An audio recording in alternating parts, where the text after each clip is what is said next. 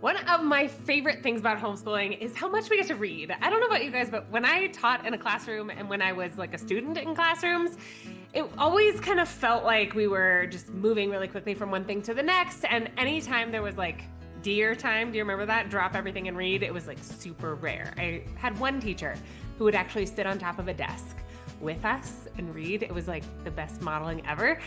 And so that's kind of what our family does in different ways. But I want to start this little series where we're going to move once a month into kind of what our family read this month as a homeschooling family. We've got 4 kiddos, and I'm going to walk you through what each one read and also what I read, because I always want to know what other people are reading, and it's really fun to get to share that with you guys. So let's go ahead and dive into some of these. All right, we're gonna start with my youngest daughter. She is currently 5 years old. She is a fantastic reader, actually. She's doing really well. She's working on first grade stuff, finishing up her first grade year. And a couple things that she's been reading. First is this one, Junie Jones' Sneaky Peeky Spying by Barbara Park. This is a fantastic series. We've got, I don't know, about 10 Junie books, and they are just sweet and fun and relatable and mischievous, and it's great.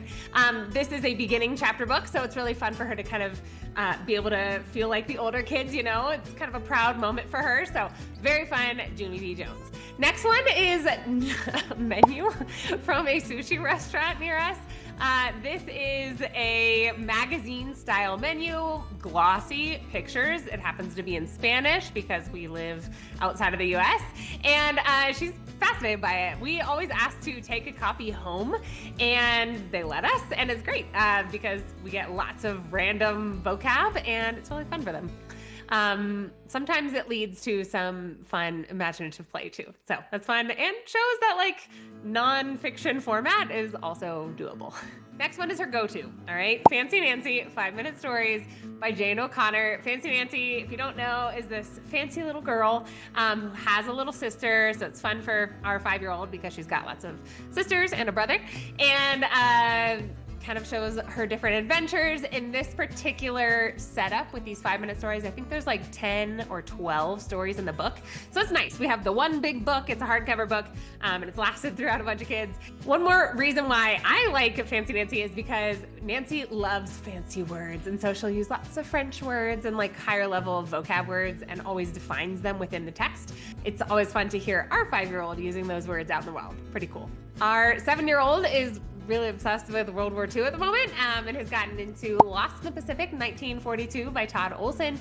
This is the true survival story of a World War II plane crash. He's obsessed with World War II, like I said. So the apple doesn't fall far from the tree. I love World War II historical fiction, and this really scratched that itch for him, but at an age-appropriate level, you know what I mean? So that was a winner.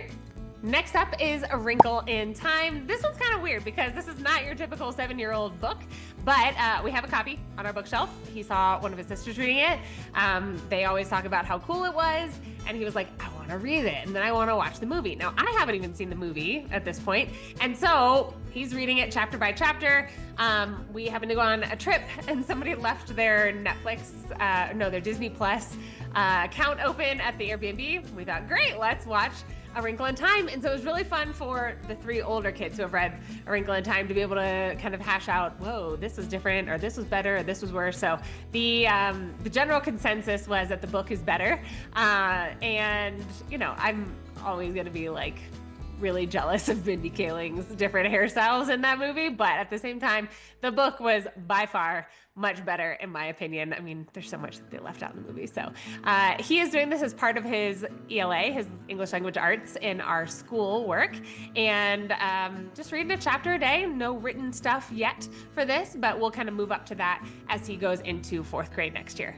And finally, something that he picked up on Libby was Marvel's Avengers Infinity War Prelude by Jonathan Hickman. This is a comic book, you guys. This is just one of those easy things to kind of pick up.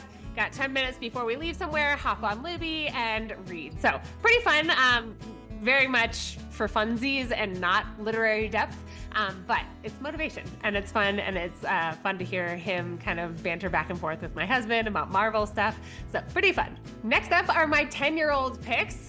She is currently working on Harry Potter for her language arts book study. And so she's finished and about almost finished with the Half-Blood Prince. For those of you who know, if you know, you know. At the end of the Half-Blood Prince, something very traumatic happens, and yesterday she shed a tear or two, which my mom reader heart was like, yes, it's happening. So very fun. Again, these books are not just fantasy and fun and magic. It's like legit literary analysis can happen here. And so I've picked up some great book studies off of TPT, Teachers Pay Teachers. You're welcome to check out our store, Curio store, below, but there are some great book studies there. And so she works on that for ELA. Something that we like to do with these in particular is pop in the audiobook on headphones while she's got the physical book in her hands. A really great kind of pairing, especially for some of these really big words that she may not know how to pronounce if she's just reading them on her own. Then we've got The Giver by Lois Lowry. This was a part of our Curio Newbery Book Club. This is a book club that she's a part of, but also that I teach. So there are a bunch of other kids in the class, but she was reading this and kind of enjoyed the dystopian, utopian genre and kind of sparked a lot of really interesting questions. So loved reading that with her. And hey, if you've got a 9 to 13-year-old bookworm out there, we'd love to have them join. You can find that link in the description if you'd like to check them out. Another book that is happening in our book club is When Hitler Stole Pink Rabbits. So this is another thoughtful, age-appropriate view of World War II through a child's eyes. So it's gentle, it's powerful. The movie is fantastic. I've put the trailer in our blog post on this topic, which is also linked below. This is a really sweet book about a refugee family, and it's semi-autobiographical. That means Judith Kerr, the author, wrote this about her own story, but she's kind of given the characters different names and a little bit more drama. Fantastic book to read. I would highly recommend it. Our oldest child, our 11-year-old, loved dystopian literature this past month. Okay, here's what we got into, you guys. We got into the Maze Runner series, books 1 to 3. She finished all 3 in record time. Huge dystopian binge. Very cool to watch her make the connections between the Maze Runner series, which is by James Dashner, by the way, and some of the other dystopian books like Divergent and Hunger Games. She read the Hunger Games trilogy. I did not think she was ready for Divergent just yet, which we'll get to that in a minute, but it was something that I read through at the same time just to kind of refresh my memory. I had read all these a while ago, but just wanted to kind of refresh my mind as a mom. And there were some things that I didn't think she was quite ready for. So Maze Runner was okay, and as a book, okay. I don't think the movies are really appropriate at this age, but she really enjoyed that one. The next one is The Faithful Spy by John Hendricks. This is a graphic novel, and it is beautifully done. I, again, love World War II, so I was really excited when I saw this. John Hendricks just has a talent, and it was really cool to see how he wove in the history around Bonhoeffer and the resistance movement and the Confessing Church in Germany while Hitler was on the rise. Very, very interesting. Highly, highly recommend. Also by John Hendricks is Mythmakers. This is another graphic novel about C.S. Lewis and Tolkien and the creative kind of retelling of their friendship and their legacy. Very, very cool, very beautifully drawn. And for kids who love graphic novels, this is it. And yes, they do count as books, by the way, you guys. Don't count out graphic novels. Finally, for our 11-year-old was Carve the Mark by Veronica Roth, the same author of the Divergent trilogy, but this is intense, kind of sci-fi. I am in the middle of reading it, but it's an amazing start. She devoured it, and I'm really grateful that our library has these series, all intact, and so we can pick up as many copies as they have. This girl moves through books, and so she has already moved on to The Fates Divide, which is book 2 in this series. All right, my turn. This month, I also went back into dystopian literature land, went through the Divergent trilogy by Veronica Roth. So we've got Divergent, Insurgent, Allegiant. So after reading Maze Runner, I then got into Hunger Games, and I have to say this is my favorite of the 3 dystopian series, Maze Runner, Divergent, and Hunger Games. It was a reread for me, but this time with more empathy for the adults in the story. It's funny how that perspective shifts as you reread books when you're older, but just beautiful, really redeeming, and very cool to read and kind of have that common language with my 11-year-old. Getting into the Hunger Games, you may have heard that there are some new Hunger Games books being released and movies.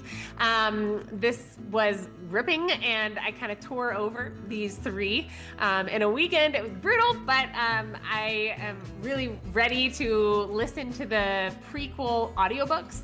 I can get those on our Libby app.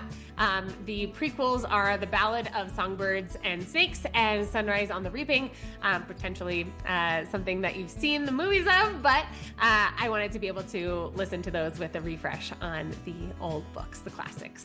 My final 2 books for the month come from John Green. I was listening to a podcast called Advisory Opinions, AO, which is a podcast about the Supreme Court, basically, by 2 lawyers. Anyway, on there, one of the speakers, Sarah Isger, was like, "Turtles all the way down, man." And I was like, "Wait, I think that's a book."